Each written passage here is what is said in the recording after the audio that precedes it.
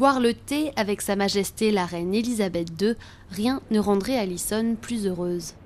À 24 ans, cette habitante de Sydney est une grande fan de la famille royale et collectionne les objets à l'effigie des Windsor.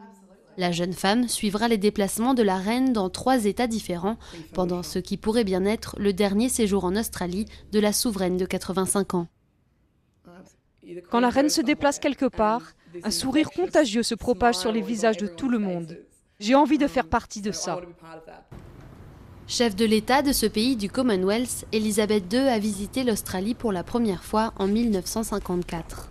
À l'époque, elle avait parcouru l'ensemble du pays pendant plusieurs mois et quelques 75% d'Australiens étaient descendus dans la rue pour l'acclamer.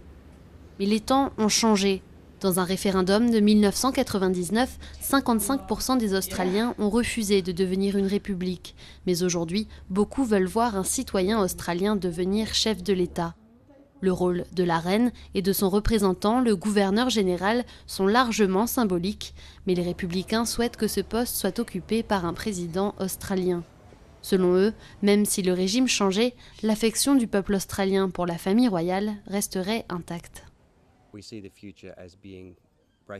Nous pensons que nous finirons par rompre les liens avec la monarchie britannique, ce qui ne veut pas dire que le peuple ne s'y intéressera plus.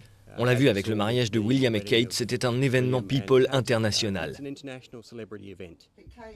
John et Philippa Armfield ont traversé la planète pour être à Londres lors du mariage princier.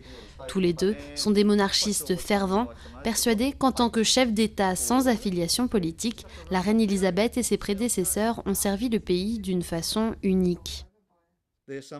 Il y a quelqu'un qui représente tous les Australiens. Je pense que c'est ce que signifie la couronne pour nous depuis un long moment. Alison attend avec impatience l'arrivée de la reine en Australie.